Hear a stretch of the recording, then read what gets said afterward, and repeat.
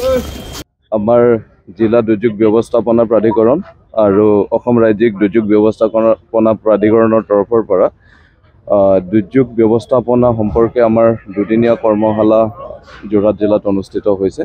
এই কৰ্মশালাত আমাৰ ব্যৱস্থাপনা প্ৰাধিকৰণৰ যিমানবিলাক ষ্টেক হোল্ডাৰ আছে সকলোৰে লগত সকলোকে আমাৰ এটা দুৰ্যোগ হ'লে কি ধৰণে আমি তাক ৰেছপন্ড কৰিব লাগে তাৰ বিষয়ে ট্ৰেইনিং কণ্ডাক্ট কৰা হৈছে।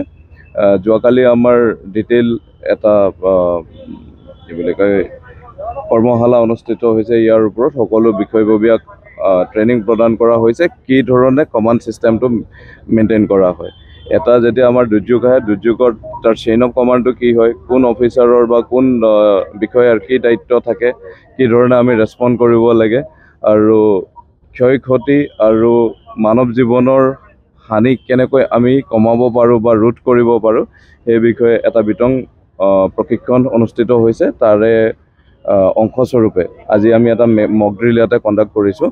এই মক ড্ৰিলটোত আমাৰ ৰাজ্যিক যিসমূহ সংস্থা আছে আমাৰ SDRF, fire and emergency services, district police, ইয়াৰ উপৰিও আমাৰ এয়াৰফ'ৰ্চ, ONGC আৰু আছাম ৰাইফলছ ডগ ট্ৰেইনিং চেণ্টাৰে আজি আমাক সহযোগ কৰিছে। গতিকে খুব সুন্দৰভাৱে এতিয়ালৈকে আমাৰ প্ৰশিক্ষণ চলি আছে।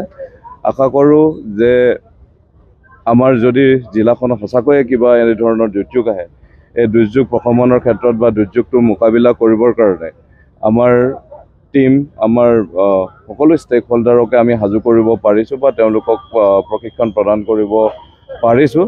আৰু আজি মক ড্ৰিলত দেখা গৈছে যে তেওঁলোকৰ যি ধৰণে তেওঁলোকৰ ওপৰত দায়িত্ব ন্যস্ত কৰা হয় সেইমতে সকলোৱে এতিয়ালৈকে দায়িত্ব পালন কৰি আছে।